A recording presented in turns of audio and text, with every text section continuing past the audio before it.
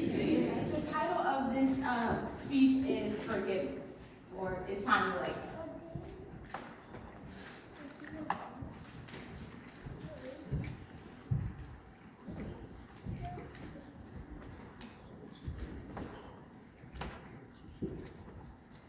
The greatest story ever written. A story of finding yourself and searching for true meaning. Finding Nemo.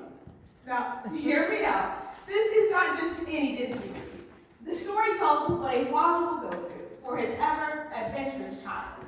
One day, his son Nemo decides to venture away from the reef to touch the bottom of the boat after his father repeatedly warns him away. He then gets captured by a scuba diver and taken far, far away from his home. His father Marlin goes through anything and everything to find his son Nemo and return him safely home. There's lethal jellyfish, sharks, and ugly creatures in the dark, and he even gets swallowed by a whale.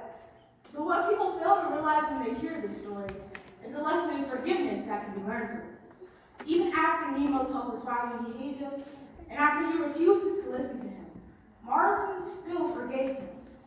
Every individual in this room has been in a situation similar. In the face of hurt, we have a choice of whether to dwell on that hurt and let it weigh us down, or realize that people are not perfect, and everyone deserves forgiveness, even at the highest price. So today, let us take a journey in finding forgiveness. Let us first dive in and understand the problems we will face if we do not forgive. Then, let's hold our breath and view the causes of our unwillingness to forgive. And finally, let's come up for air and learn to forgive even when it is difficult. When Nemo was young, his mother was killed by a shark. After Marlin lost his wife, he blamed sharks for all the damage in the ocean. There are many consequences if we do not forgive. I know firsthand about those consequences. Late one night this past summer, I sat in my bedroom, scrolling through Instagram, when I heard a terrible scream. I rushed downstairs to see what had happened and found my mother at the foot of the stairs with tears streaming down her face. Instantly, my stomach dropped and my heart started racing. All she kept on saying was, "She's dead, she's dead, she's dead." Immediately, I started forming a list of all the possibilities, but with every name, a deeper sense of despair crept inside of me. I lost a close friend. I lost a sister. I lost someone who I thought would be by my side no matter what. I lost her as a result of the carelessness of a teenage driver. I could not wrap my mind around what had happened and instantly wanted to blame someone. Why couldn't he drive slower? Why couldn't he pay attention? Why did he have to take her away from me? We were about to graduate and begin the best times of our lives. A deep sense of anger and hurt settled inside of me, refusing to leave. And little did I know, I was hurting myself in the process. According to Karen Schwartz, a psychiatrist at Johns Hopkins Medicine, there are mental, physical, and emotional consequences if we do not forgive. Physical consequences include loss of sleep, chemical imbalance, and a weakened immune system. Mental and emotional consequences include depression, stress, and detrimental emotional focus.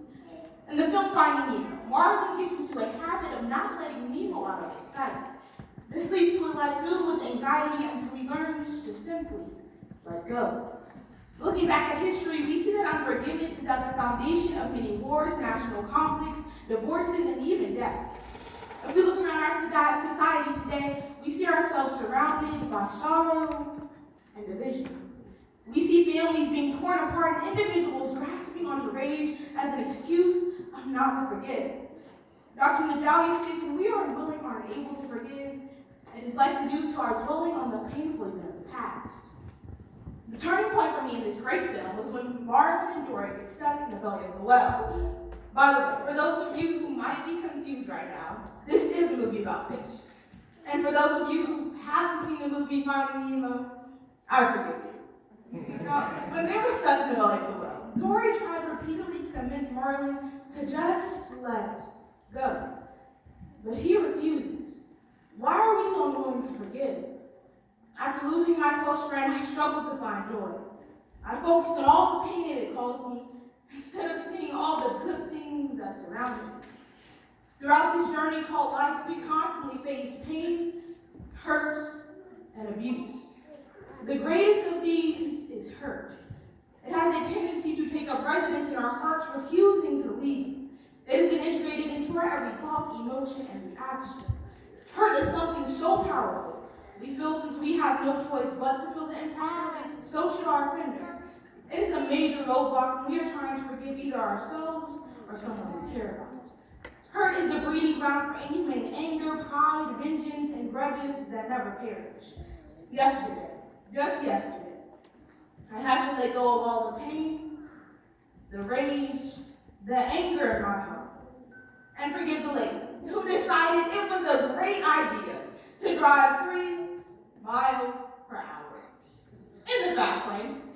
And I've even forgiven my brother, who made me believe I was adopted for the first 7.5 years of my precious life. In all seriousness, our problem is we choose to ignore it and keep on hanging on instead of letting go. When they were stuck in the belly of the well, I can assure you, Martha was not thinking of ever forgiving Dory for what she had gotten into.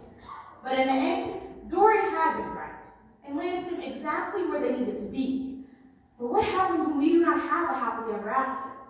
How do we forgive them? And although we do not all need to journey to Sydney, Australia, each and every one of us have sharks in our lives, and we can all benefit from the act of forgiveness. The secret to forgiveness is to accept what happened as it happened, and not what could or should have happened. In order to become forgiving individuals, we have to look past our hurt. A lesson in forgiveness can be learned from 2 individuals who have shown an insurmountable amount of strength. Mrs. Mindy Corcoran and Mrs. Lamont. Mindy had dropped her son and her father off at the teenage boys' singing competition. And when she returned, she found them shot dead outside of the establishment. Mindy endured not only the loss of her father, but also her 14-year-old son during the 2014 shooting at the Jewish Community Center in Overland Park, Kansas. ABC News reports less than 24 hours after the incident, Mindy states, "We just want something good to come out of this." Her first step towards forgiveness was to take something so horrendous and make it a light in darkness for others. We can also learn from Mrs. Lamont. Her sister Terry was shot dead on the same day by the same shooter. During the trial, she proclaims to the shooter, "I'm convinced my sister Terry will forgive you. So I will too." By choosing forgiveness, these 2 women created a lasting foundation entitled Faith Always Wins. Their goal is to outshine the senseless acts of hate in our society and show that love conquers all. When we are able to live a life free of bitterness, free of anger, and free of blame, we will soon realize that life isn't all that bad. As we, like Martin, dive into our own hurt in our own bad experiences, we learn to really consider the root of the issue and the negative consequences we will face if we do not forgive. Then, we learn to hold our breath, just for a moment, and realize that just because we were hurt does not mean we have to dwell on that hurt. And finally, we learn that oftentimes the best solution is to just come up for air. Look around and notice all the good things that still surround us. Forgiveness is one of the most powerful actions we can ever take. It has the ability to change our entire world. Mindy, Marlon, and I.